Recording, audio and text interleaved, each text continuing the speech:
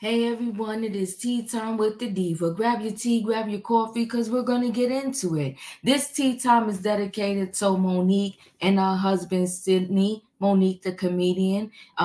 She calls him daddy. He calls her mommy. Listen, these two, they were made for each other. That's one thing for sure. But I will say this, they mad again. Again. And instead of these two sitting together in front of a camera, in my opinion, they should sit together in front of a therapist, and so that they can sort things out and ask themselves, when is it? Should we really turn on this camera and start talking to the people when we got some things we got to figure out ourselves first? So they make a lot of good points this time in their video. And one of the points that I love that they made the point of, why do we, when I say we the people that look black and brown, go up on these other shows or go up on these reality shows and tear each other down? Tear each other down. They made a very good point. But unfortunately, you know that saying, right message, wrong messenger, that's those two. So the very things that they're telling us that other people do that is so wrong, so egregious, just not right, is the same things that they sit in front of their camera and do, which is so ironic to me. I'm like, don't y'all see that the stuff y'all trying to warn us about and against is the very things that y'all sit in front of this camera and do? Monique went on stage and did a whole comedy act, or a piece of her act, was saying F them kids. What person that wants a woke community? Because part of their message is they want us black people to wake up, see the errors of our ways, how we're tearing each other down, how we'll do anything for $1. So they want us to wake up. But what woke person would get on stage before their people and say, F the kids? Listen, guys, we're going to get more into this story right after this.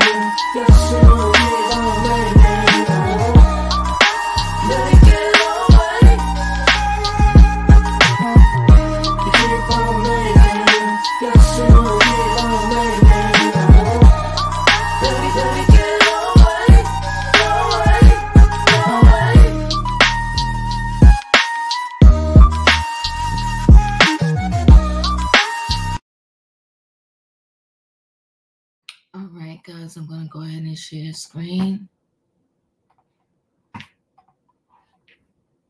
Here you go, mommy and daddy. I will tell you this. They upgraded from the couch. Okay? They seem to have a beautiful home, but they upgraded from the couch. They got them 2 chairs. They seem to be at a desk, and they got somebody trying to help them with the technology. And I ain't even mad at them about the technology, because I'm not techie myself. But it's that they give these good messages that they themselves don't even follow. But the worst part about it is, I don't think they realize that they contradict themselves through their own speech. And it reminds me of Iyanla Vanzant. Your behavior diminishes the message. But let's listen. You got it? Beautiful skin. Oh, hey, my sweet babies. Daddy, I need you to, okay, I'm trying to do, all right, y'all, we here, and we get ready to have one more conversation, but y'all know this technology shit, it throws us, right? Are we doing better because our Stephanie hooked us up, and we not at the bottom of the screen, the top, one eye out? Right, and I gotta say something to my baby. I believe it's Kevon on stage. Listen, we trying to get the screen where it's balanced, okay, baby? Because that baby said, how come they down in the lower? Because we technologically pitiful. That's why. That's why. Daddy, why we doing this live?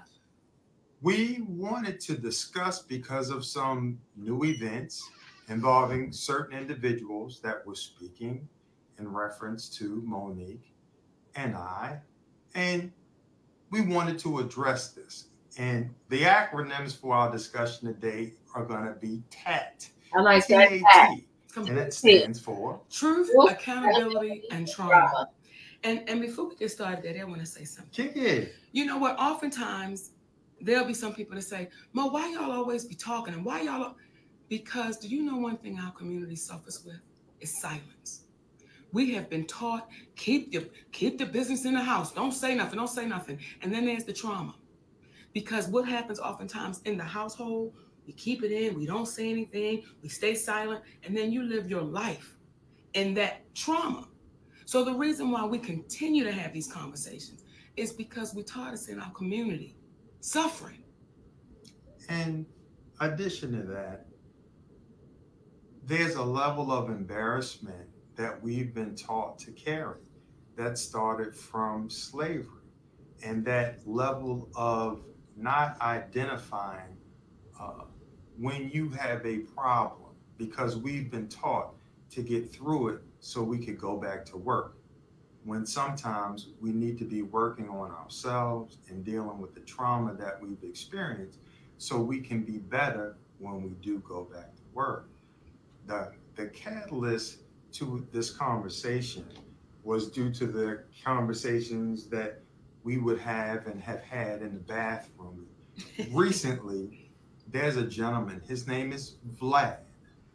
And Vlad, since probably about 2018, and we're now in 2024, has been having individuals on his platform where he wants to speak about me as a piece of shit, I'm a bitch, I'm all kinds of names that he used in reference to me.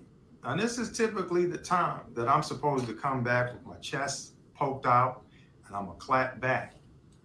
But I want us to understand that there's a different way in which to approach certain situations, because I don't take it personally that he said what it is that he said. See, my daddy has a way of saying, you know what, Mama, this ain't personal. Well, when you keep hearing your husband being attacked, and you know it's not true, and you hear people deal with us with their opinions, but they don't deal with us in facts. We deal with people in facts because our opinion doesn't matter. It's the facts that will always stand, because facts are facts. Your opinion is just that. And you know what they say about an opinion? It's like an asshole. Everybody has one. So I don't take any of it personal anymore. Thank you, Daddy. Okay, because you know there was a time you had to talk me down. Yeah. But what I will say is I take it personal when it keeps attacking our community. That's when it's personal for me. And it's personal for me that this person is allowed to have a platform that oftentimes we're not speaking the best of one another. And we keep signing up for it. So you want to start this now, baby? I agree with her on that. I do. The truth, we in our community have to consider, stop worrying about who the truth is told about and just accept the truth. Because we've been taught that based upon who that person is, you don't go against them because of what they can do to you. And what you don't understand, some of us, is that what we don't understand, some of us, is that if you don't stand up against them, you don't know what they're going to continue to do to you. You don't know the boundaries of us emboldening them to do whatever they want to do to us. And to me, that starts off with a story about Adam and Eve, but that's a different road that we got to go down one day. But as it relates to Vlad, I'm talking directly to you, my Caucasian brother from another mother. You've continuously made statements about us trying to extort you for the interview, when in actuality, the only thing we were looking to do was make sure that you did not own Monique's image in all perpetuity. We had an interview set up with you that we confirmed on May 7th, 2018, that was scheduled for the 11th of that same week, which is 4 to 5 days away, depending upon how you look at it. You did not give us the release form until right before we were about to do the interview with you, when we had several days in advance to get that information. I was taught, and we were taught, that you never sign any documentation until you're able to read that and you have somebody read it over who you trust.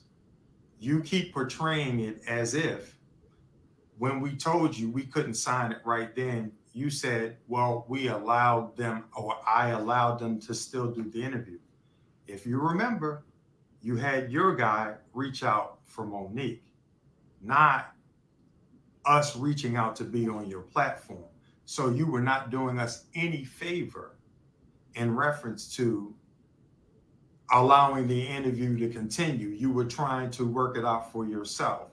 And when we had our attorney look at it, essentially, when we saw the language that you would own it in all perpetuity, which means once you sell your catalog, it was explained to us and we understood it as there was a possibility that whoever you sold that interview to, along with your others, that you owned in all perpetuity, they could cut it up and use it in any way in which they saw fit, which means we have no control over it. So what's standard in the entertainment industry, when you go on different platforms, they give you a licensing agreement and they ask for X amount of time in which to use this. And you either approve it or you don't. In your situation, we would have approved it. However, what happened was, nothing wrong with that. Once we looked into, or initially were looking to give you the licensing agreement, and you rejected it because you were like, you own it, and what you did, and we were trying to have control over Monique's image. We had a chance to look at you and the interviews you had done because we didn't know you. We're going to jump into the conversation or the email that you last sent to me on April 2nd of 2022 that is different from how you've been talking about me recently. Might as well jump into it, love. You know what, Daddy? I just want to explain that they sent you emails, text. When you get to a place called Hollywood, there's no written word. There's no let me walk you through it. Let me explain to you what's happening. So that word in all perpetuity, I didn't know what that meant. I had no idea what that meant. So I'm sure there were times in my career that I've signed release forms not understanding what I was signing. It's just a release form. Till you understand, when you sign that in all perpetuity, that means they own you. So I want to make sure you babies understand that's getting ready to be new to this business, new to the game. When they put something in front of you and say, sign this, if you did not go to school to read contracts or release forms or whatever, that's not what we do. So put it in the hands of somebody that would know what an all perpetuity means. So let me read this, okay?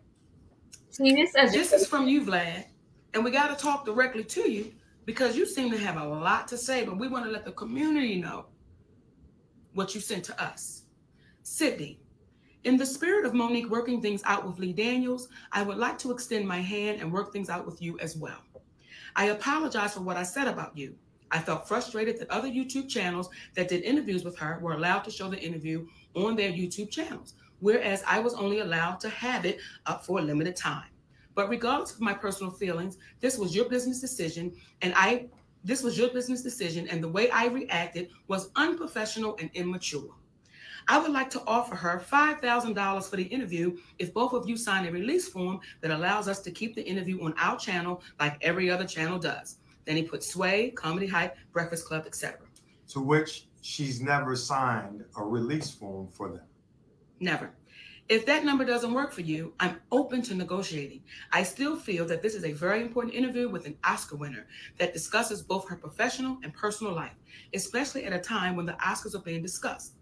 Even if you choose not to accept this, I still take responsibility for my actions and hope that we can get past this and work in the future. Congratulations on your family's continued success. Now, that was the email that Vlad sent to us when he saw Lee Daniels do the public apology. Now, you want to read the response? I will. And just keep in mind, the reason why we're reading this is because the energy that he's giving now has gone back to, I'm a piece of shit, I'm this, I'm that, and all of that. My response to Vlad was, hello, Vlad. First, thank you for the apology. However, if your expression of regret is being made in the spirit of Lee Daniels apologizing to Monique, then remember he did it publicly. That's the same place that you ironically stated the less than flattering things that you did about me. So obviously, in being in alignment with what is right, wouldn't the best place to apologize be publicly? As a man, please know I took no offense to your name calling, as it didn't make any sense that you would have disdain for me listening to our attorney as you listened to your attorney, and I didn't begrudge you. What does hurt my heart, though, is that our community doesn't see that there are no Black people who constantly bring white people on their platform to speak negatively about other white people, like you do as a white male interviewer with Black people. Come on. Your offer of $5,000 means that you missed the point with us, my friend. You see, we are principled individuals that are not moved by money. If spiritually, it doesn't make sense. When Monique says no to a major streaming company's offer of $500K for an hour of work, or no to Tyler Perry, who offered Monique money as his way of saying he was sorry for whatever hurt and pain he caused Monique, but she declined in exchange for a public apology that cost nothing, then why ever would she/we say yes to an interview for $5,000 or more with you? My purpose for stating the aforementioned is twofold. One is to say that no amount of money would allow us to do a show with you as long as you are a part of hurting our community by constantly perpetuating beef. The second is, as a white man who dips into the Black culture, it begs the question, why not use your voice and intelligence for the good of the people and speak truth versus trash, even if it may mean going against the powerful? You're a smart cat. Why not use your brains to be a bridge builder as opposed to being a divider of Black men and Black women? For the benefit of yourself and your family, please remember the universal law of return. What you put out is what you get back in return, and don't you and yours deserve the best instead of setting yourself up for beef? To that end, if you're going to apologize, do it the right way, publicly. Not for me, because I forgive you, but for yourself, being that you and yours deserve the best karmically. And now you see why they say I am so difficult to deal with. Because speaking with people directly without being emotional, disrespectful, or argumentative can be challenging to deal with, especially when it's coming from a Black man. Come on. All the best to you and yours. Sincerely, Sydney Hicks. Now, when y'all hear that, and that person has these emails because they went back and forth. When y'all hear that, and then y'all still say, but why? Why talk about it? Let me tell y'all something. And for the babies that's in here right now saying, why? Then get out of here. Oh, you know why? Because constantly our community gets beat up and beat down. Constantly. And we're okay with that. We're okay to stand on the sidelines and say, since it ain't happening to me, I ain't going to say nothing. That's not who we are. That's not who we are. And we're going to keep speaking, and we're going to keep speaking loudly, and we're going to keep speaking up. So hopefully the next ones that come won't have to deal with this BS. Won't have to go through this. Hopefully when Vlad hears these emails. That, by the way, he gave no response to. When he hears that, when you hear this, Vlad, maybe the next guest you have on your platform, you won't be so readily going after our Black community. You won't be so readily, well, what about this and what about that? And what do you think about this and what do you think about that? The people don't have to answer, though, and they don't have to go on his show. Have we seen white people on VLAD. And I'm not saying there's never been any. I'm not saying that. But how many times have we seen white people on VLAD and VLAD is going against and asking what they think about other white people? Why do we keep taking the bait?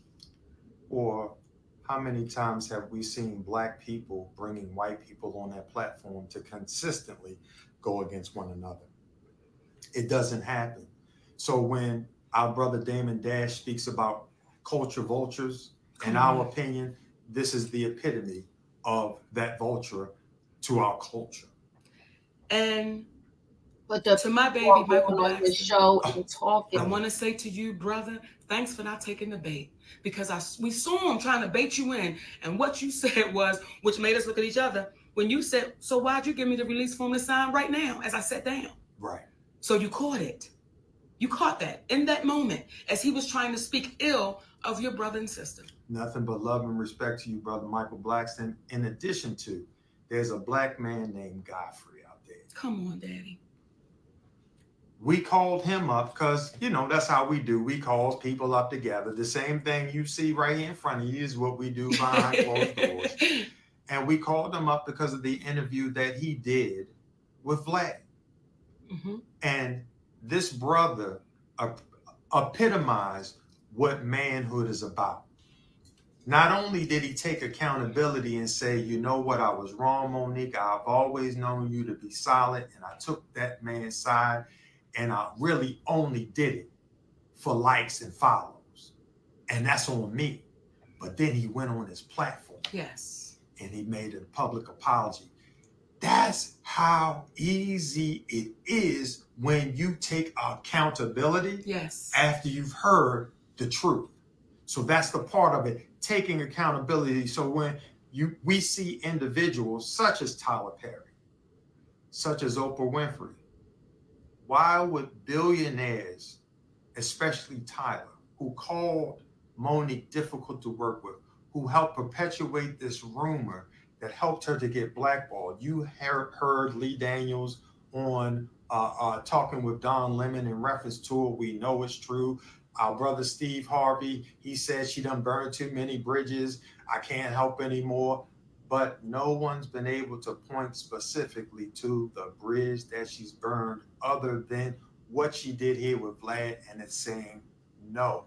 And for black women go and by black women out there, they gaslight you all the time. Let this they want to constantly tell you how unimportant you are. Meanwhile, they need you. They need you. So don't give in.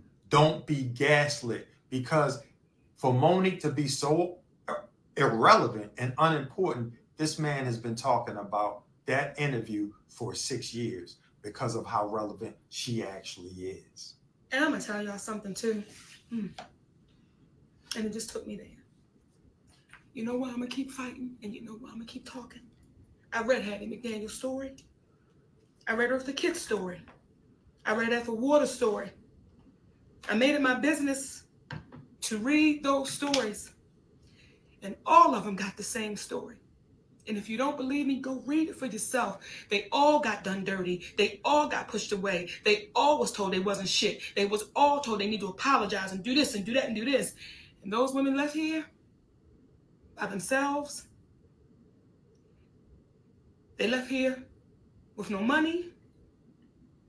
And they left here knowing that they was fighting for a community that told them to kiss their ass. So for those of you who keep saying, Monique, why are you talking? Because damn it, the little girl that comes behind me, hopefully the story gets different. Maybe 100 years from now, somebody might want to say something about Monique. I hope that little girl knows, God damn it, don't give up. Don't let people talk shit on you. Don't be unafraid to keep standing. Be unafraid to keep standing. I'm so sick of reading them stories, and all of them left here. They left here. Nell Carter, all of them left here. Shirley Hemphill, all of them left, feeling like they wasn't enough, mistreated, mishandled. And if they do that to a woman who has won the awards, who is the first Black female comedian to have a sitcom to go into syndication in the last 5 years, pardon me, to do what it is that she's done, what are they going to do to you at your job when nobody knows your name, nobody knows your plight. People are afraid to stand up because you're just a black woman. That's all. And black men, we got to understand this. Let us stop demeaning and going against our black women and then ponder why we get mistreated. What are we going to get treated like if we condemn and put down the very woman, the black woman that birthed us into existence? And for the black women, let me be clear, because I see some of your comments. God damn, you can see that? Baby daddy, because it's right there. Okay. Okay. I'm sorry. Okay. When I see your comments and y'all are saying, why is he speaking? That tells me a lot. That tells me either, number one, you don't have a man at all, or number two, you don't trust that man that you have. So if y'all want to know why he keeps speaking, because he's supposed to. That's what kings do. So for the ones that got anything to say about it, you've never experienced a king, because when a king is talking, I don't need to talk. He's speaking on what needs to be spoken on. So for you empowered, independent boss sisters,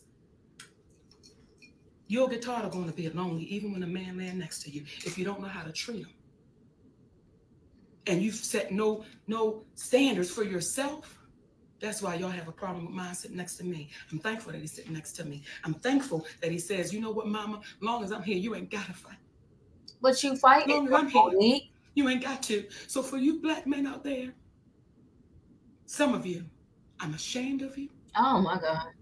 I'm embarrassed for you. She just said don't talk about each other. You put your mouth on a black woman and you start speaking ill of a black woman that you don't even know what you're talking about. I feel bad for the woman in your life.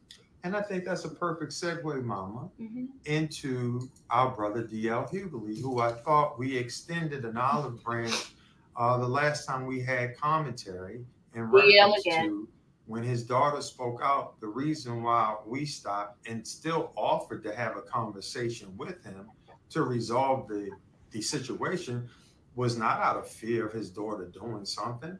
It was out of love for you, DL, because it would be no different than the street we came up on. You might get in a fight with little Tony down the road, but you see Tony's mama coming down the street with them bags. You better go get them bags. I'm not tripping off of what happened between me and Tony. That's his mama. That's your daughter. So we weren't going after you anymore. We weren't even going to bring you up, but you went on, was it Jason Lee? Yes. You went on Jason Lee's show. And you wanted to share what? That I am the cause of the rift between you and your daughter. D.L. Hughley, because you're too afraid to sit down with us, as we've said repeatedly, hey, brother, let's have a conversation and let's do it publicly because our community can really heal on how we can resolve this. But you keep running, and then you keep running your mouth.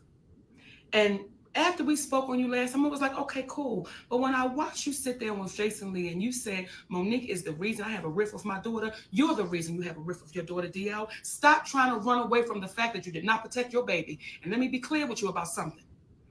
I'm fighting for your daughter because I was that daughter too that had a daddy that did not protect me when I told him I was molested. So I know what that baby's sitting in, and I know what she's dealing with.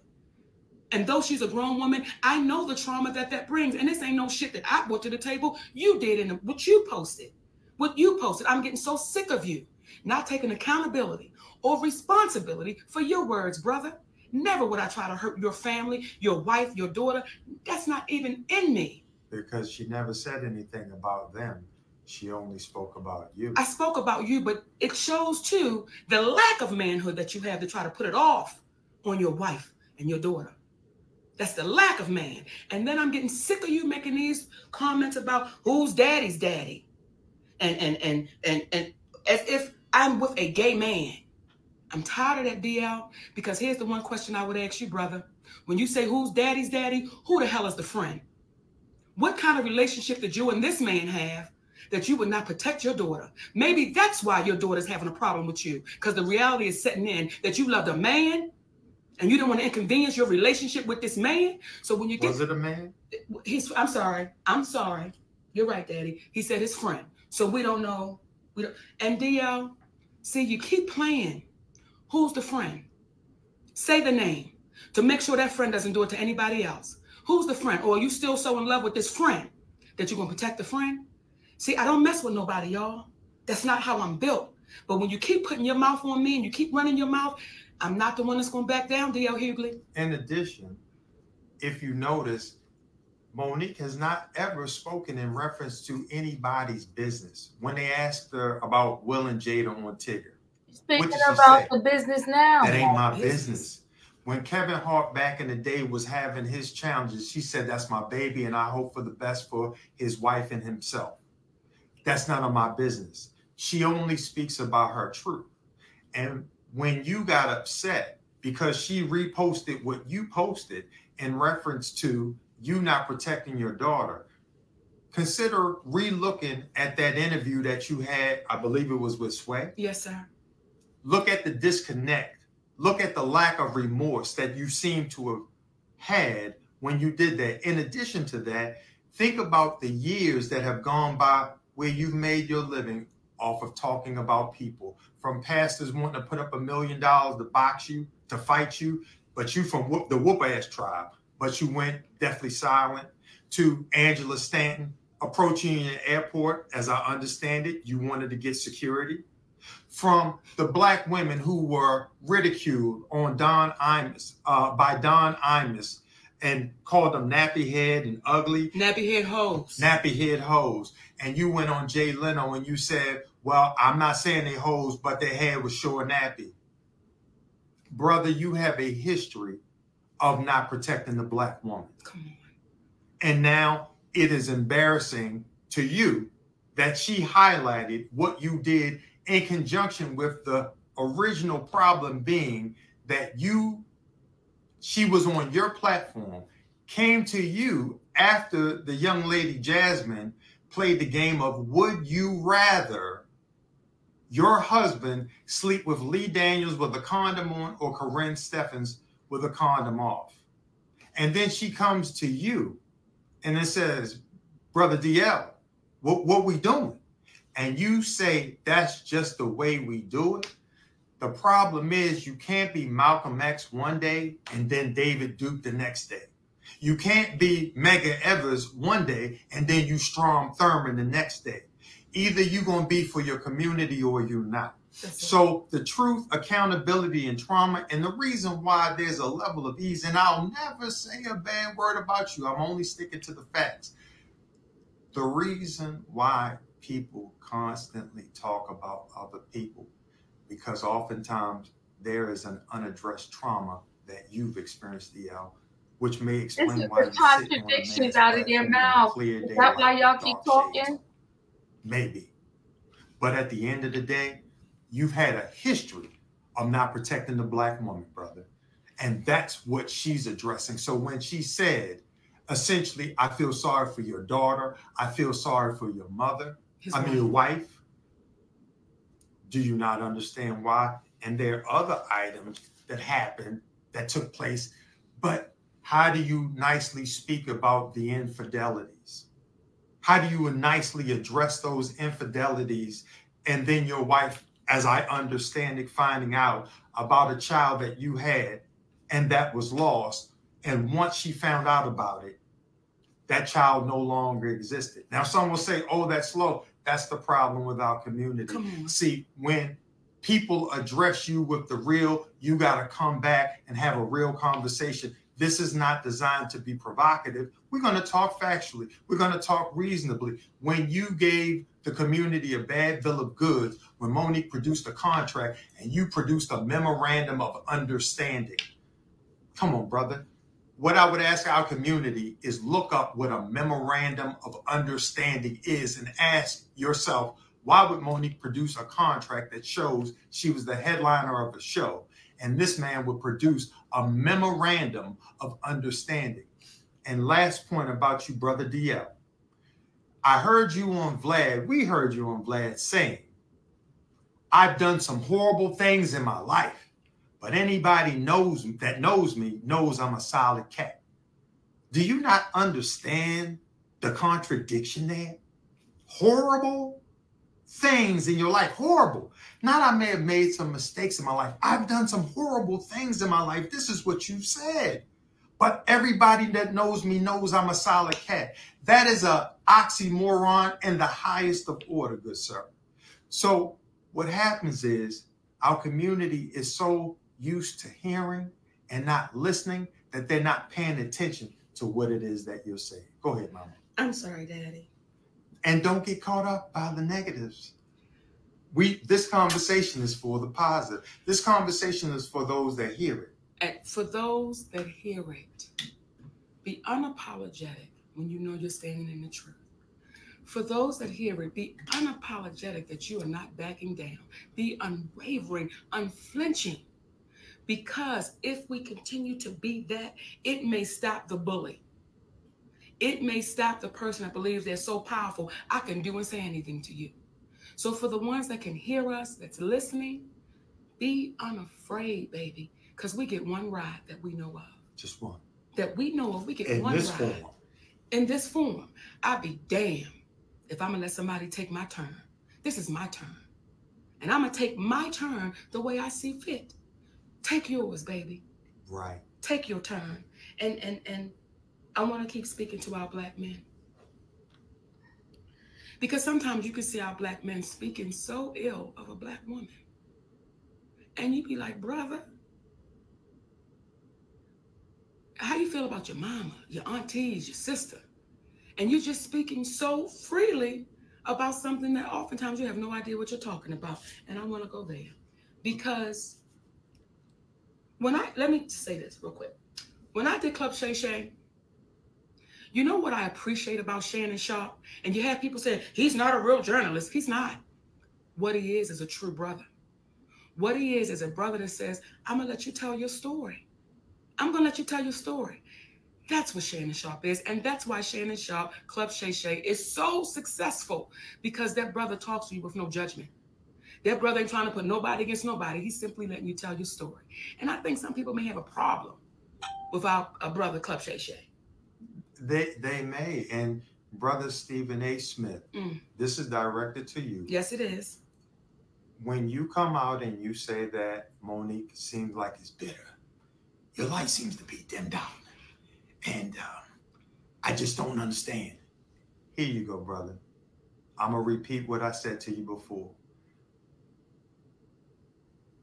Why was it okay for you to call Jason Whitlock fat bastards and other names? And Monique never referred to anyone out of their name. She said, I love those brothers, but she told her truth. Why is it okay for you to tell your truth? That's inclusive of name calling, but a Black woman can't tell her truth. And you being the journalist that you are, and you came on and you said, I don't know what's true and what's not. If you were the journalist that you propose yourself to be, would you not have come on after being knowledgeable about what took place before you spoke about it? That's what journalists do. They speak about what they know. They don't hypothesize. They want to speak from a factual place. At the very least, sources say type of situation. But you didn't do any of that. And now that this time has elapsed, did you notice that people haven't come out that she spoke about to dispute anything that she said?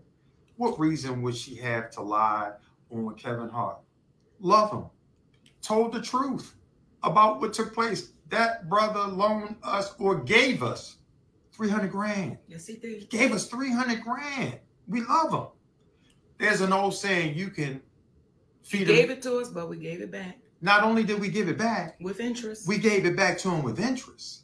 Even though he gave it to us, we were like, listen, brother, there is going to be someone who asks. We do not want you to be in a situation where you have less because of us. In fact, we want to make sure you have more because of what you did and how we appreciate that. We weren't embarrassed by that. This is what happens when you get lied about in this industry by a man named Tyler Perry, who says you're difficult, and then things would seem to dry up.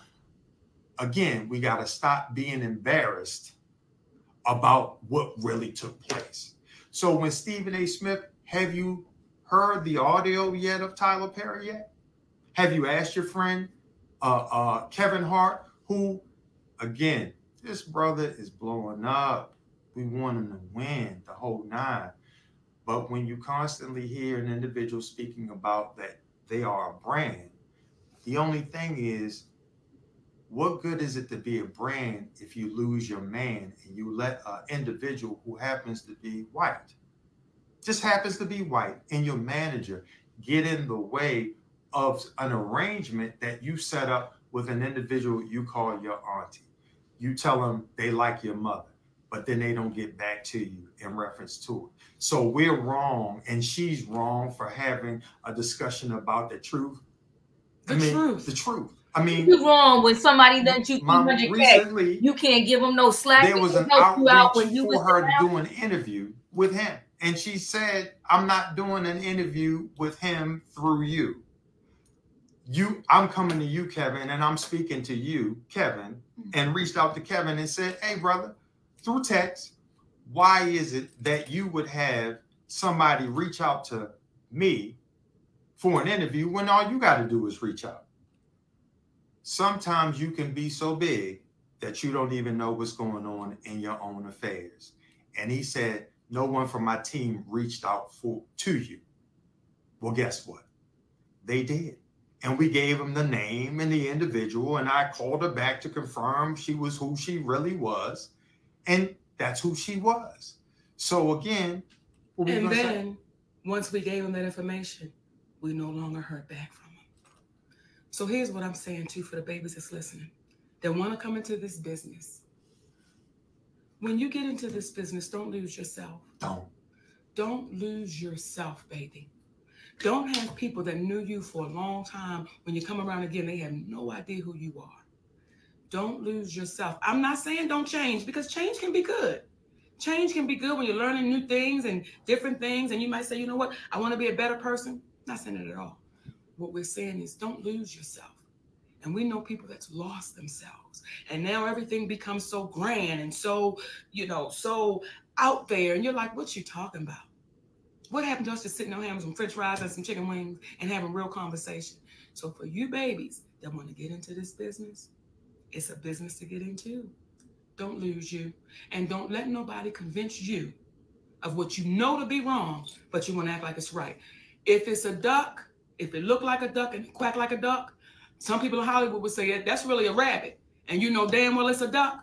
Don't you change your mind and say it's a rabbit too. And that's in any industry that you are in. Don't change who you are, because if you do, you won't get the opportunity to run into true folk like Cat Williams. True folk like Mark Curry. True folk like Tommy Davidson. Come on. True folk like Zoo Man. Come on. True folk like Red Grant. And the others on that Dark Matter tour. And when you walk out, see, this is the part for me that I love, seeing through video, because I got to hold it down at the crib. But seeing it through the video that this man, Cat Williams, commands 10,000, 12,000, 14,000 people. And she walks out and they stand up. So you might not be loved in Hollywood, but there's something about being loved by your people. Come on, Daddy. I want to say this about our brother, Cat Williams. Through the years, I would always hear things about Cat. He don't show up to shows. He ain't this, he ain't that, he ain't this. That's one of the purest cats in this game. That cat right there named Cat Williams. See, I know stories about this brother. And I said to Cat, do you mind if I share this? And he said, Monique, I can't stop you from saying what you want to say.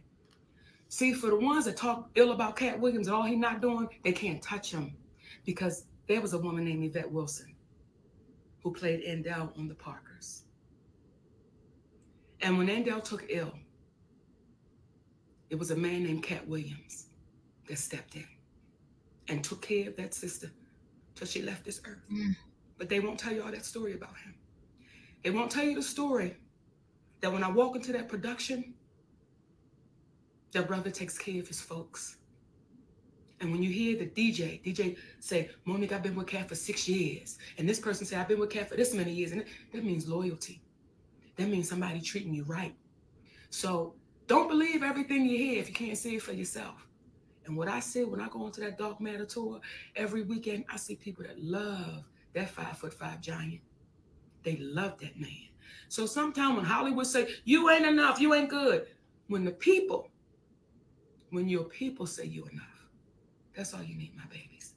And to piggyback on what you're saying, Mama, let me tell you how Brother Cat is such a gangster in the best of ways.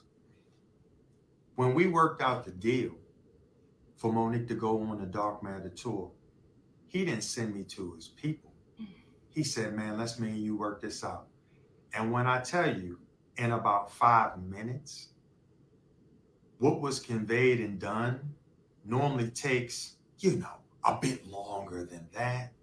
And the reverence and the flowers that he has bestowed on Monique, just a gentleman. Just a gentleman. A gentleman.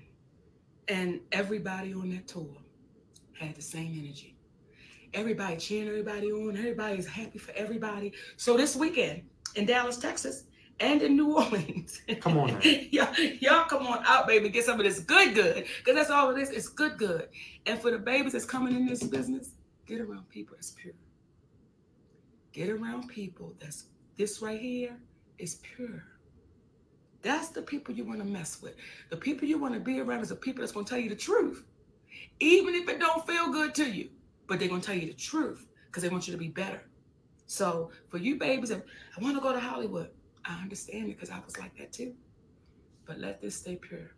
And it'll be good. And Hollywood is just a microcosm of the world we live in. Nothing happens more special in Hollywood than what's happening in your life. It's just that the world knows about it in a way that you might not know about it if you work at Bragger Gutman's. Daddy, don't nobody know about Bragger Gutman's. Hey, the people in Baltimore know it on Miami Street. Bragger Gutman's, baby. So the bottom line is don't lose yourself no matter where you are. And we're not only going to address who doesn't act right, but those that do. So we got to highlight both sides. And we want to end, if you will, with the last cat. His name is Gary Owens. Okay. Gary Owens is an individual who Monique has never said anything about, an unkind word or anything, but he has felt the need to jump in and speak in reference to Monique. And what's funny is oftentimes you're having comedians who are speaking ill about Monique, who haven't accomplished what Monique has accomplished, but because it's a Black woman and it's so easy to demean them because of the lack of relevance our society will have for them, they get away with it. You would never hear a center trying to demean Shaq and what he did in the game of basketball that hasn't accomplished what Shaq has accomplished. They would be crazy. But a Black woman is completely different. So when we hear Brother Gary Owens speaking in reference to Monique and Sydney, they always talking about, we love you, we love you. Then they'll say something that nobody knew that's hard, like, but we knew when y'all had an abortion. What? And this is where people say, oh, Monique, Gary Owens, let me tell you something. If you spent the same energy with your Black wife, you may not have room to speak about nobody else. But when your wife came out, or ex-wife came out and said, you mistreated her and those kids, you know why you were so easily able to get away with it? Because she's a Black woman. Gee, I wanted the opportunity to say that. But I'm sorry, Daddy. No, that's all right, Mother. I'm sorry. But at the end of the day, do you think the time that you've used to focus on Monique telling her truth, like about Will Packer, did you go investigate and did you notice the trailers that blew up? I don't hear you speaking about that. Did you listen to the, I feel like Ozzie Davis when he said, did you know Brother Malcolm? It's like, did you listen to the audio of Tyler Perry? I didn't hear you speaking about that. I just keep hearing you demean and want to speak ill of Monique. And And again, to piggyback on what my mama said, do you think it would be more beneficial, or would have been more beneficial to you to use that energy to not focus on my Black woman and focus on the Black woman you used to have that was your entryway into this community, that gave you the guest pass? And now with the guest pass, it's as if you feel like you're at home so much that you're starting to wear out your welcome, kicking up your feet when you're just a guest.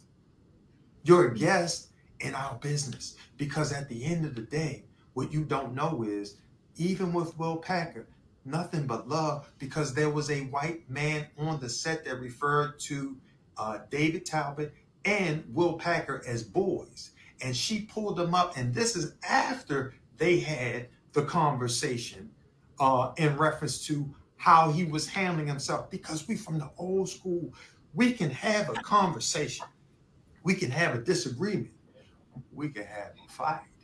And then afterwards, we're going to say, hey, you want to get a sandwich? We good. You want a sandwich? Because this is what people do.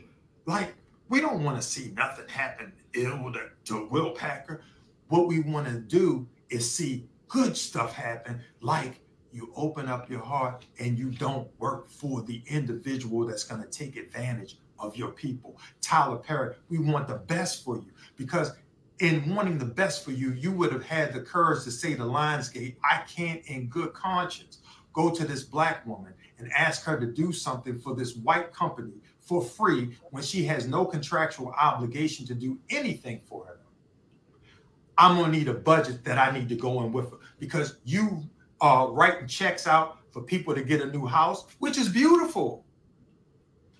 You write checks out to a waitress for $3,000. You let people use your private jet, and all of these things get out. But why is it the thing that was done in the dark has you trying to take advantage of a Black woman? Why? And you know what makes it so easy for Gary Owens, for VLAD, to speak ill of a Black woman? Because they watch some of our Black men do it. Stephen A. Smith. They watch some of our Black men do it. D.L. Hughley.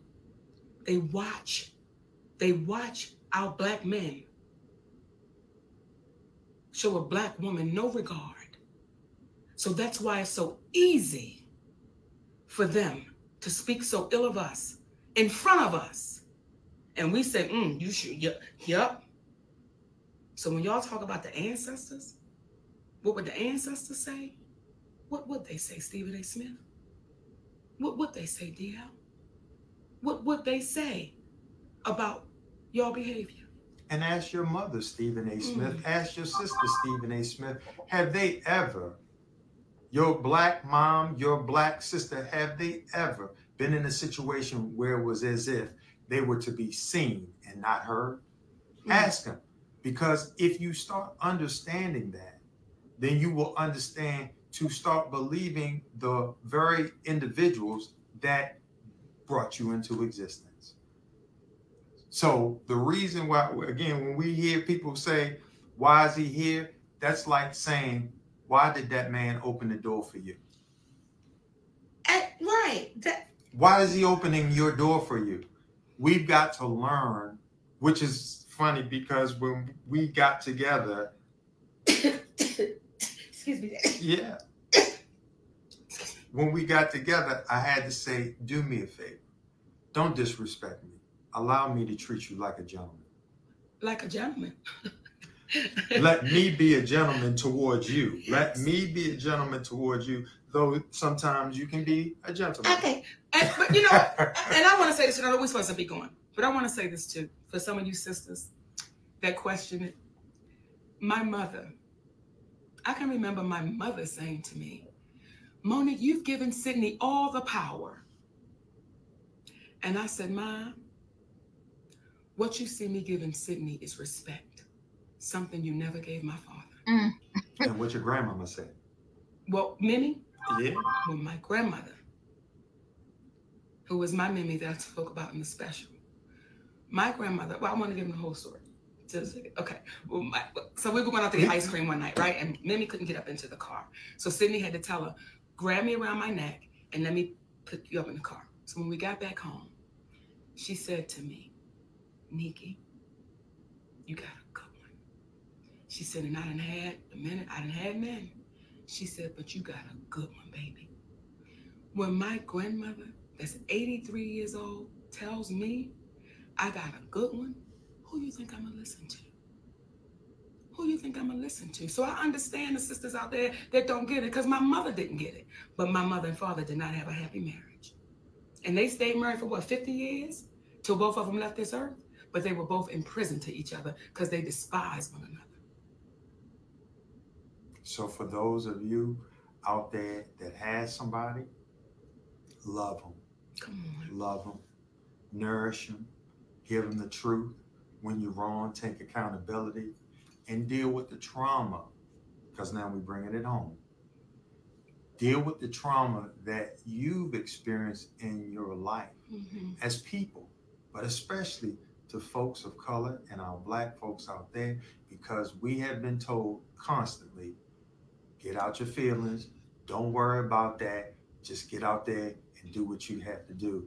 And what happens is, and Steve Harvey is a prime example of this. Steve Harvey, to me, is one of the hardest working people you're going to ever want to meet in this business. I'm going to always have love to him, for him, because years ago, before Monique was known, he walked this woman across the parking lot and he said one day, he said, you're a millionaire and you don't even know. So when those individuals who happened to be white wanted to tell us about what this man was making when they were courting Monique for doing to do a talk show, and I had to explain to them, that's our brother, don't tell us our business. And that man, the next day, called me up and he invited us over to his home. And he had to explain to me that I told them what? My frat brothers can be a little fanatical. All because I said to him, don't tell me about that man's business. Because if you do it to him, you'll do it to us. You'll do it to us. And when you have an individual, when I speak about trauma that goes unaddressed, there was an open letter that he wrote about people coming and barging into his dressing room. And he got ridiculed for it. He shouldn't have. Because in this business, folks think that they can walk right into your room when it's closed. And we as Black folks, we know you don't walk into nobody's closed doors. You learn that when you walked in on Mama and Daddy the first time, and that was the last time. Because you thought Daddy was hurting Mama, and maybe he was, but the way she liked it, right? And you don't go back in Mama's door. Well, they did that to this brother. When you don't deal with the trauma, such as he explained to us that day, when on his show, okay, about his show, when he said to Monique and I, they have me reviewing the Black people that come on my show because they're worried about if there are not enough, if there are too many Black people. If there are too many Black people, we may lose the white sponsors. Come on. Come on. And them niggas ain't gonna fuck it up for me. And that's a quote. Those are the exact words. So when I see... And he screamed the people that came in. Why would he do that? Because the trauma of not having, the trauma of being pushed around in this business made him get up on the stage and dog whistle to those people and say, for $4 million, I'll act like a monkey.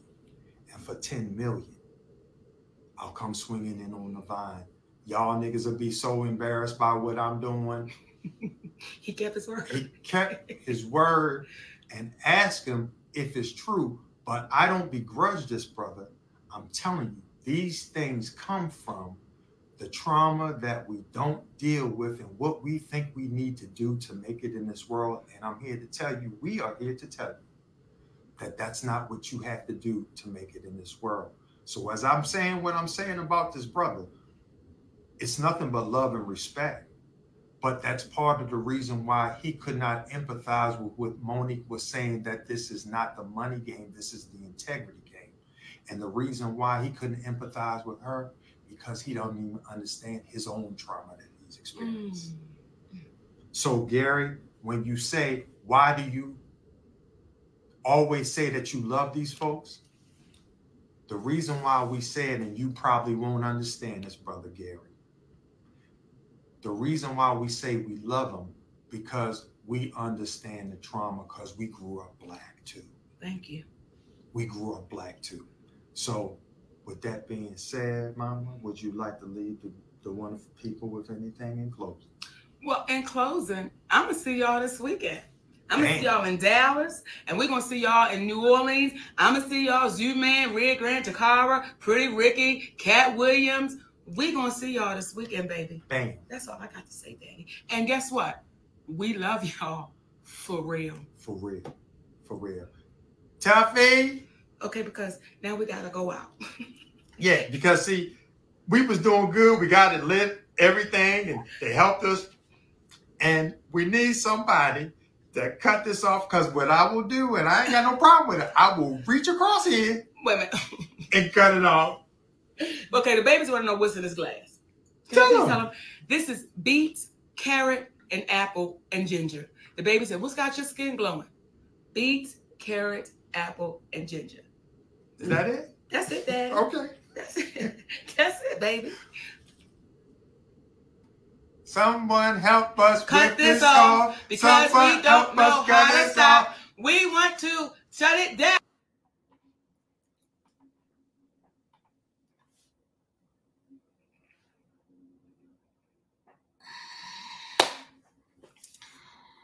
The sad thing about those two, do they have a lot of valid points? Absolutely 100%. Are they all over the place? Absolutely 100%. The very thing they're asking us not to do is the very thing that they're doing. Well, let me tell you about my brother, Steve Harvey.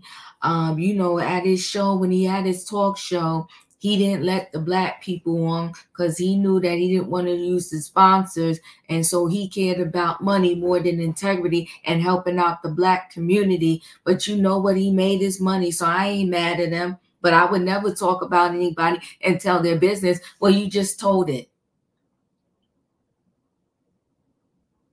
And they told several stories.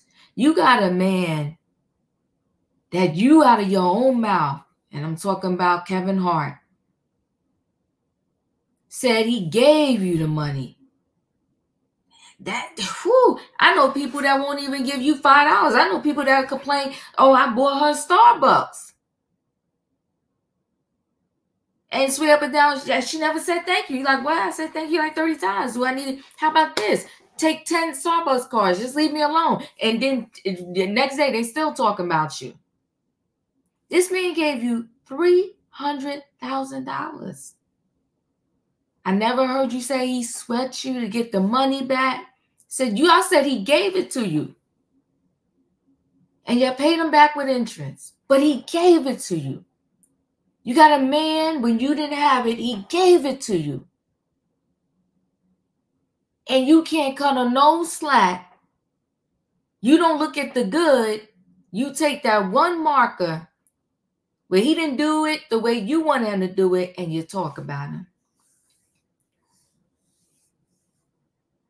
I don't think there's a person in this world that wouldn't mind having a partner that y'all are thick as thieves.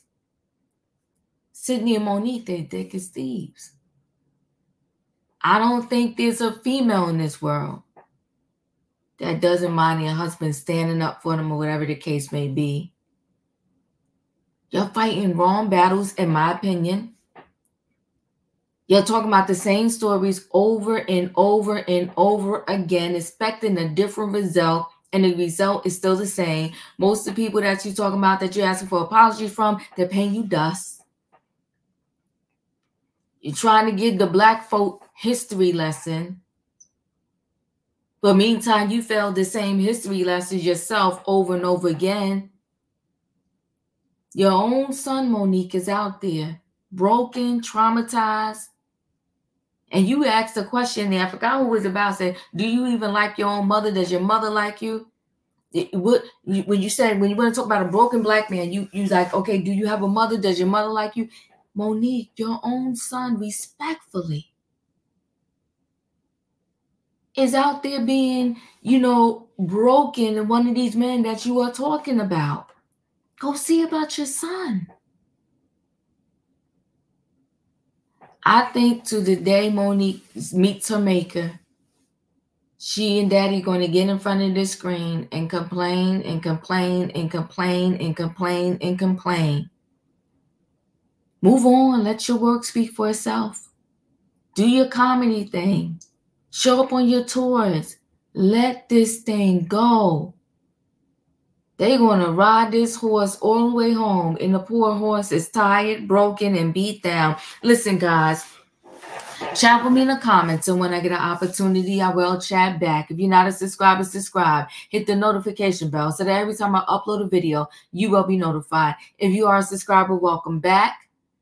Everybody, thanks for watching. Don't forget, hit the like button. Listen, they gave us some good stuff. TAT, T-A-T. What do they call it? Truth, accountability, and trauma. I do believe you got to heal from your past trauma. I do believe you need to stand in your truth. I do believe you need to hold yourself accountable yourself. You can't try to make other people be accountable. It's a lost cause. First of all, it's trouble fixing ourselves. Imagine try fixing someone else. Listen, guys, chat with me. I'll chat back. See you on the next video.